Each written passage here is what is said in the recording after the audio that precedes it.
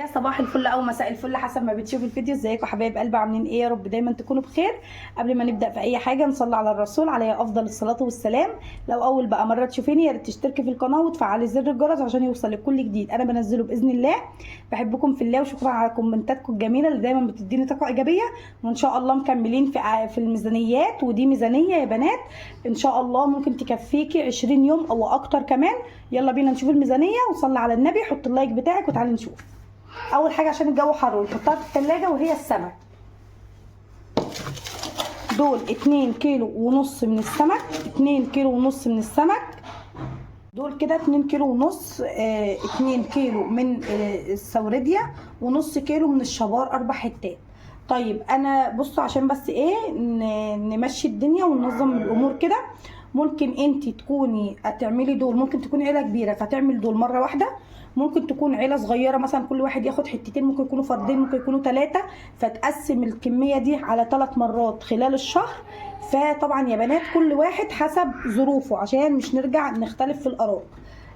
انا ممكن اعمل الكميه دي مره واحده، في غيري ممكن يعملها على مرتين، في غيري ممكن يعملها على 3. فلو انت فردين او 3 معاكم طفل صغير ممكن تقسمي الكميه دي على 3 مرات في الشهر، هتبقى حلوه جدا.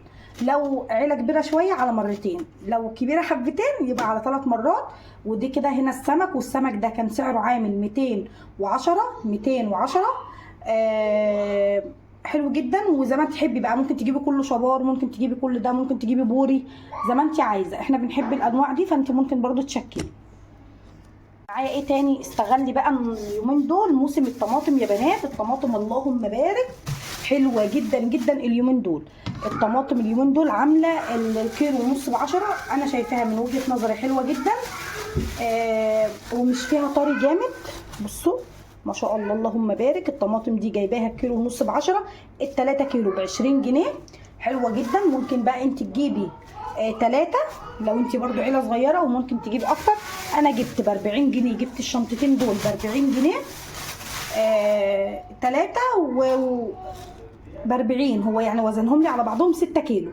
6 كيلو ب40 جنيه.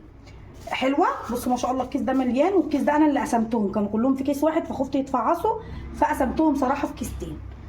دول كده ب40 جنيه طماطم. انا شايفه انها حلوه، ودي كلها طبعا جامده للسلطه. ممكن انت تجيبي 3 كيلو ب20 للسلطه وتحطيها في درج الثلاجه، وممكن تجيبي اللهم صل على النبي تجيبي ب20 جامده وتجيبي ب20 طريه تخزني لك مثلا كميه حلوه في الفريزر. طيب انا عندي في الفريزر وكنت عايزه اجيب طاري النهارده، بس لقيت الميزانيه هتخرم فايه خلتني في ب 40 جنيه.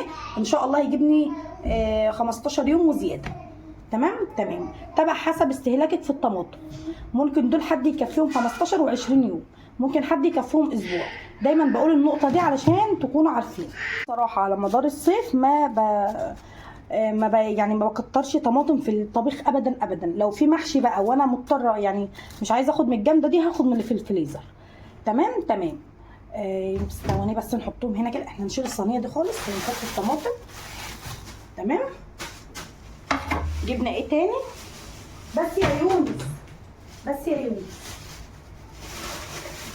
جبت بطاطس، والبطاطس النهارده سعرها 10 جنيه، وفي الاثنين ب25. انا صراحه جبت من ام 10 لانها انا جبتها السوق اللي فات، جبت من دي من دي، لقيت ام 10 لا تفرق حاجه يا بنات خالص على الاثنين ب25. فالحاجه اللي هتوفر علينا احنا نجيبها، يعني ما نقولش لا. حسيت ان سعر البطاطس ام 10 هياها الاثنين ب25 يا بنات. فتعالوا نبص بصه كده. طبعا الكيس اللي بيعصلج معايا فانا بقطعه، بس دوت يعني ايه، حاسه ان عقدته ممكن فك. انت بقى ايه تخليكي شاطره وتلمي كده على بيتك وتلمي على ايدك، وان شاء الله تقدروا توفروا كل حاجه نفسكم فيها. اهي بصوا يا بنات لا تفرق حاجه، هي صغيره شويه. الكيلو ب10 جنيه. حلوه جدا. بجيبها من الراجل ده كل سوق للتحمير. بصوا حط القرن في الشط ده. بجيبها كل سوق بصراحه للتحمير وللطبيخ. حلوه جدا ان كان في التحمير او في الطبيخ. جبتها ب10 جنيه فجبت ب80 جنيه. جبت ب80 جنيه دول ب30. وهوريكم الكيس التاني ثانيه واحده.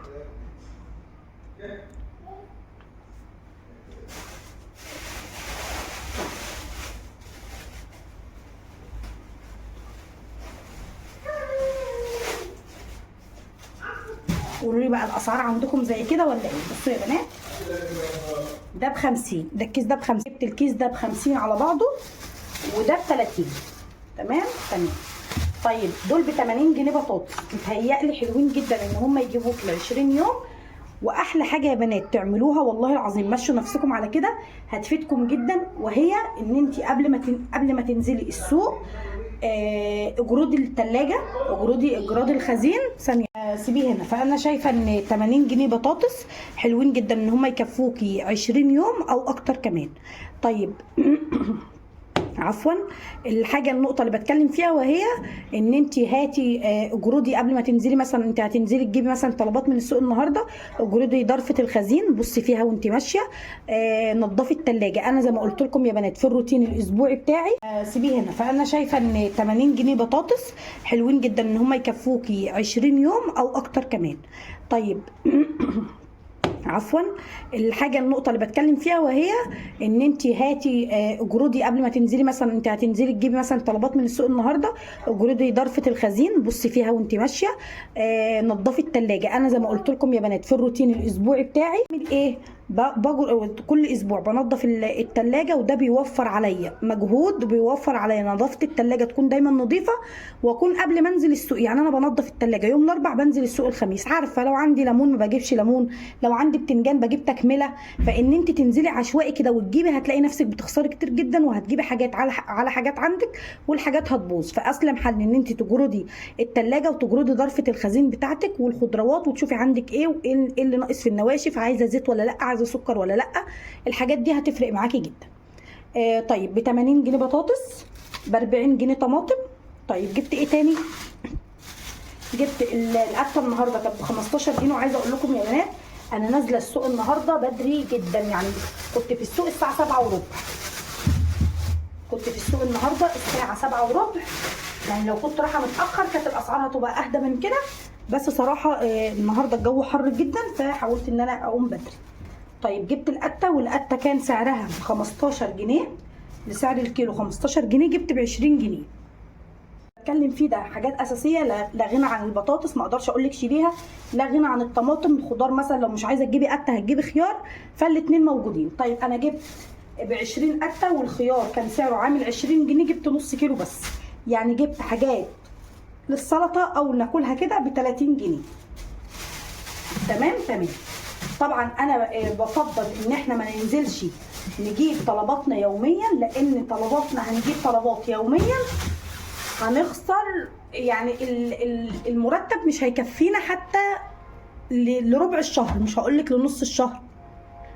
ليه بقى؟ لان كل ما انت بتنزلي هيعجبك حاجه في السوبر ماركت مش عارفه ايه، لا كل يوم بتنزلي تجيبي. بتكلم فيه ده حاجات اساسيه، لا غنى عن البطاطس، ما اقدرش اقول لك شيليها، لا غنى عن الطماطم. الخضار مثلا لو مش عايزه تجيبي قته هتجيبي خيار، فالاثنين موجودين. طيب انا جبت ب 20 قته، والخيار كان سعره عامل 20 جنيه، جبت نص كيلو بس.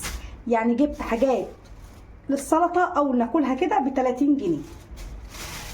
تمام. طبعا انا بفضل ان احنا ما ننزلش نجيب طلباتنا يوميا، لان هنجيب طلبات يوميا هنخسر. يعني المرتب مش هيكفينا حتى لربع الشهر، مش هقولك لنص الشهر. ليه بقى؟ لان كل ما انت بتنزلي هيعجبك حاجه في السوبر ماركت مش عارفه ايه، لا كل يوم بتنزلي تجيبي. والله يا بنات امشوا على النظام ده مش هتخسروا ابدا. انا كنت فعلا بسمع فيديوهات واكسل ان انا مثلا لسه هفرز الثلاجه، لسه هبص في مشتريات المطبخ، انا عندي ايه ومش عندي ايه. طبعا لازم تعملي الحركه دي، هتوفر عليكي كتير جدا، ومش هتجيبي حاجات تكركبيها على بعضها. ودايما يا بنات نجيب الحاجات اللي بنستعملها واللي دايما احنا بنحبها. تمام. جبنا زي ما قلت لكم، جبت خيار وقته.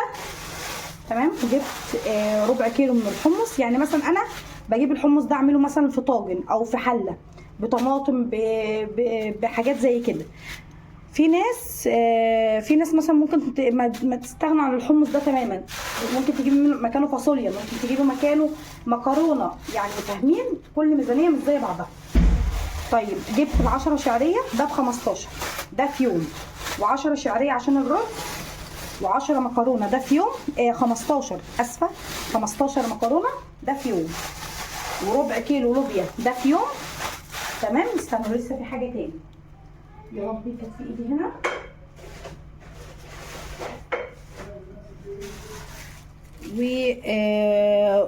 وربع كيلو، ده اكتر من ربع شويه.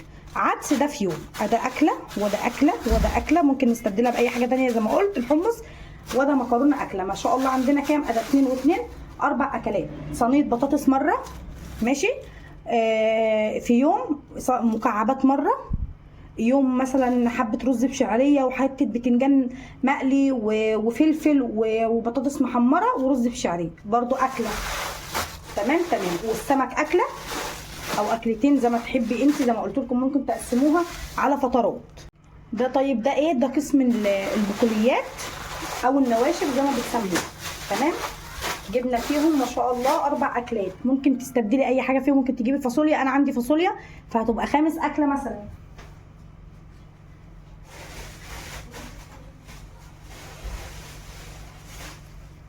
طيب جبت ايه تاني؟ لو وصلتي معايا هنا بالله عليكي لا تصلي على النبي عليه افضل الصلاه والسلام، وتحطي اللايك وتشتركي في القناه وتكتبي كومنت قمر زيك. حطي بقى اللايك، استحق اللايك ولا لا في عز الحر اللي انا واقفه فيه ده؟ تمام. جبت بتنجان، والبتنجان هنا ممكن تحشيه، ممكن تسلقيه، ممكن تقليه، ليه وصفات كتيره جدا. ممكن تاخدي مثلا حتتين بتنجان، والله يا بنات هعمل معاكم منيو للاكلات هيعجبكم جدا جدا، انتظروه ان شاء الله الفتره اللي جايه. ممكن ناخد حتتين بتنجان على حتتين فلفل، حتتين بتنجان على حتتين فلفل على حبايتين من البطاطس، ونعمل احلى صينيه مسقعه بعيش او برز بشعريه. تمام. ده كيلو وربع بتنجان، كيلو وربع بتنجان ب10. عايزين اكلات اقتصاديه وحلوه اكتبوا لي في الكومنتات ان شاء الله نعمله. كمان جبت ملوخيه، والملوخيه برضو هندخلها في المنيو بتاعنا. ممكن نعمل ملوخيه وحبه رز ابيض وطبق سلطه، واكله اقتصاديه حلوه جدا. لازم يا بنات تتعلموا على الاكل اللي هو بدون لحمه، بدون فراخ، بدون حاجات مصنعه، يعني لازم تمشي الدنيا عشان حتى تلاقي توفري ان انت تجيبي اي حاجه نفسك فيها. زي مثلا انا هبدا مثلا معاكم، انا صراحه بقالي اسبوعين بجيب، بس مش كنت بصور معاكم. يعني مثلا بيعجبني طبق بلاستيك حلو كده بجيبه واشيله لرمضان، طقم بولات مثلا للمهلبيه ولا كده بجيبه واشيله لرمضان. طيب كل ده بوفره من ايه؟ انا بروح للسوق كل اسبوع، ممكن تكون حاجه عندي ماشي ما استعملتهاش فاحط عليها حاجه من مصروف البيت واجيب اي حاجه نفسي فيها. هنبدا ان شاء الله المره اللي جايه نعمل كده بوكس ولا كرتونه حلوه لرمضان ونكتب عليها دي حاجات رمضان، بدل ما بتيجي مثلا وبتلاقي مثلا بتشوفي المشتريات على النت وعلى السوشيال ميديا وده دي مشتريات رمضان، لا اطباق، لا شفشق للعصير، لا انت ممكن تجمعي اكتر من اي واحده بتشوفيها، وتجمعي حاجات كتيره جدا في بوكس، وده تبقى حاجات رمضان. طيب ده كده ملوخيه، والملوخيه كان سعرها دول 10 جنيه، حلوه جدا على فكره. ممكن تعملي كده زي ما قلت لك، والله العظيم هتجمعي حاجات كتيره جدا، وان شاء الله تكوني استفدت من الفيديو باذن الله. طيب ايه تاني معايا؟ جبت كيلو من الفلفل، ممكن تجيبي نص عادي خالص لو هيكفيك الاسبوع تجيبي، انا كل مره بجيب نص. فيا بنات ممكن يعني تجيبي كل اللي نفسك فيه، دي حاجات بسيطه من مصروف البيت. ممكن والله العظيم تجمعي اوردر كويس جدا، وتعملي كرتونه كبيره، يعني مثلا بدل ما تروحي مثلا تيجي على رمضان، لا ده انت محتاجه خزين رمضان، ومحتاجه تجديد للمطبخ، ومحتاجه حاجات تعملي فيها حاجات جديده للمطبخ. كل ست فينا سواء على السوشيال ميديا او بره السوشيال ميديا عايزه تجدد في بيتها، فطبعا الحاجات دي هتفرق معاكي جدا ان انت تجيبي حاجه في حاجه وتعينيها لشهر رمضان. لسه بدري يا ساره؟ لا ده مش لسه بدري خالص على فكره.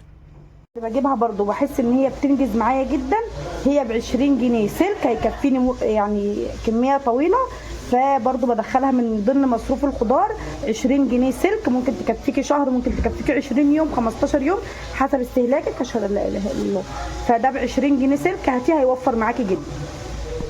دقه فلفل احمر وسلقت كده الليمون، وهخلله معاكم في برطمان ان شاء الله جنب كده الاكلات، يبقى حلو جدا.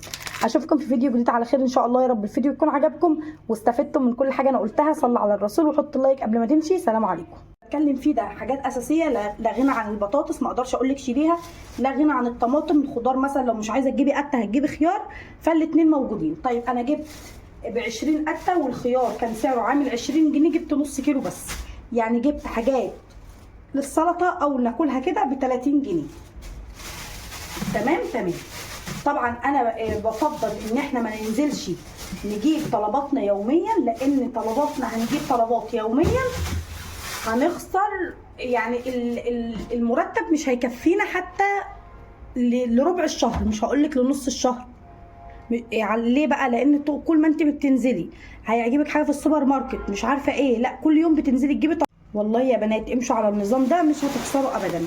انا كنت فعلا بسمع فيديوهات واكسل ان انا مثلا لسه هفرز الثلاجه، لسه هبص في مشتريات المطبخ، انا عندي ايه ومش عندي ايه. طبعا لازم تعملي الحركه دي، هتوفر عليكي كتير جدا، ومش هتجيبي حاجات تكركبيها على بعضها. ودايما يا بنات نجيب الحاجات اللي بنستعملها واللي دايما احنا بنحبها. تمام. جبنا زي ما قلت لكم، جبت خيار وقته. تمام. جبت ربع كيلو من الحمص. يعني مثلا انا بجيب الحمص ده اعمله مثلا في طاجن او في حله بطماطم بحاجات زي كده. في ناس مثلا ممكن ما تستغنى عن الحمص ده تماما، ممكن تجيبي مكانه فاصوليا، ممكن تجيبي مكانه مكرونه، يعني فاهمين؟ كل ميزانيه مش زي بعضها. طيب جبت ال10 شعريه ده ب15، ده في يوم، و10 شعريه عشان الرز، و10 مكرونه ده في يوم، 15 اسفه، 15 مكرونه ده في يوم، وربع كيلو لوبيا ده في يوم. تمام. استنوا لسه في حاجه تاني، يا ربي كانت في ايدي هنا.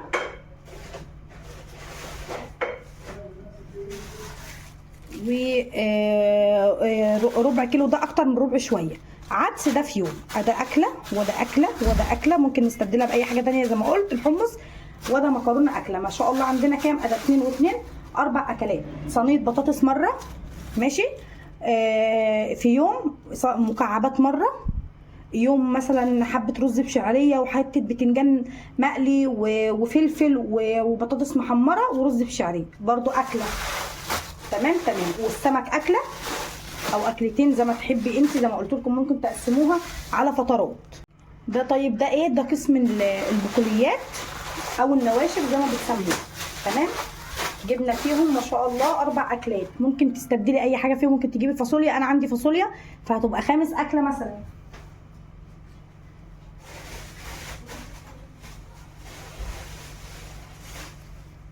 طيب جبت ايه تاني؟ لو وصلتي معايا هنا بالله عليكي لا تصلي على النبي عليه افضل الصلاه والسلام، وتحطي اللايك وتشتركي في القناه وتكتبي كومنت قمر زيك. حطي بقى اللايك، استحق اللايك ولا لا في عز الحر اللي انا واقفه فيه ده؟ تمام. جبت بتنجان، والبتنجان هنا ممكن تحشيه، ممكن تسلقيه، ممكن تقليه، ليه وصفات كتيره جدا. ممكن تاخدي مثلا حتتين بتنجان. والله يا بنات هعمل معاكم منيو للاكلات هيعجبكم جدا جدا، انتظروه ان شاء الله الفتره اللي جايه. ممكن ناخد حتتين بتنجان على حتتين فلفل، حتتين بتنجان على حتتين فلفل على حبايتين من البطاطس، ونعمل احلى صينيه مسقعه بعيش او برز بشعريه. تمام. ده كيلو وربع بتنجان، كيلو وربع بتنجان ب10. عايزين اكلات اقتصاديه وحلوه اكتبوا لي في الكومنتات ان شاء الله نعمله. كمان جبت ملوخيه، والملوخيه برضو هندخلها في المنيو بتاعنا. ممكن نعمل ملوخيه وحبه رز ابيض وطبق سلطه، واكله اقتصاديه حلوه جدا. لازم يا بنات تتعلموا على الاكل اللي هو بدون لحمه، بدون فراخ، بدون حاجات مصنعه. يعني لازم تمشي الدنيا عشان حتى تلاقي توفري ان انت تجيبي اي حاجه نفسك فيها. زي مثلا انا هبدا مثلا معاكم، انا صراحه بقالي اسبوعين بجيب، بس مش كنت بصور معاكم. يعني مثلا بيعجبني طبق بلاستيك حلو كده بجيبه واشيله لرمضان. طقم بولات مثلا للمهلبيه ولا كده بجيبه واشيله لرمضان. طيب كل ده بوفره من ايه؟ انا بروح للسوق كل اسبوع، ممكن تكون حاجه عندي ماشي ما استعملتهاش فاحط عليها حاجه من مصروف البيت واجيب اي حاجه نفسي فيها. هنبدا ان شاء الله المره اللي جايه نعمل كده بوكس ولا كرتونه حلوه لرمضان ونكتب عليها دي حاجات رمضان، بدل ما بتيجي مثلا وبتلاقي مثلا بتشوفي المشتريات على النت وعلى السوشيال ميديا وده دي مشتريات رمضان، لا اطباق، لا شفشق للعصير، لا انت ممكن تجمعي اكتر من اي واحده بتشوفيها، وتجمعي حاجات كتيره جدا في بوكس، وده تبقى حاجات رمضان. طيب ده كده ملوخيه، والملوخيه كان سعرها دول 10 جنيه، حلوه جدا على فكره. ممكن تعملي كده زي ما قلت لك، والله العظيم هتجمعي حاجات كتيره جدا، وان شاء الله تكوني استفدت من الفيديو باذن الله. طيب ايه تاني معايا؟ جبت كيلو من الفلفل، ممكن تجيبي نص عادي خالص لو هيكفيك الاسبوع تجيبي، انا كل مره بجيب نص. فيا بنات ممكن يعني تجيبي كل اللي نفسك فيه، دي حاجات بسيطه من مصروف البيت. ممكن والله العظيم تجمعي اوردر كويس جدا، وتعملي كرتونه كبيره، يعني مثلا بدل ما تروحي مثلا تيجي على رمضان، لا ده انت محتاجه خزين رمضان، ومحتاجه تجديد للمطبخ، ومحتاجه حاجات تعملي فيها حاجات جديده للمطبخ. كل ست فينا سواء على السوشيال ميديا او بره السوشيال ميديا عايزه تجدد في بيتها. فطبعا الحاجات دي هتفرق معاكي جدا، ان انت تجيبي حاجه في حاجه وتعينيها لشهر رمضان. لسه بدري يا ساره؟ لا ده مش لسه بدري خالص على فكره. بجيبها برضو بحس ان هي بتنجز معايا جدا. هي ب20 جنيه سلك هيكفيني يعني كميه طويله، فبرضو بدخلها من ضمن مصروف الخضار. 20 جنيه سلك ممكن تكفيكي شهر، ممكن تكفيكي 20 يوم 15 يوم حسب استهلاكك. اشهد ان لا اله الا الله. فده ب20 جنيه سلك هاتيه هيوفر معاكي جدا. دقه فلفل احمر وسلقت كده الليمون، وهخلله معاكم في برطمان ان شاء الله جنب كده الاكلات، يبقى حلو جدا. اشوفكم في فيديو جديد على خير ان شاء الله. يا رب الفيديو يكون عجبكم واستفدتم من كل حاجه انا قلتها. صلوا على الرسول وحط لايك قبل ما تمشي. سلام عليكم.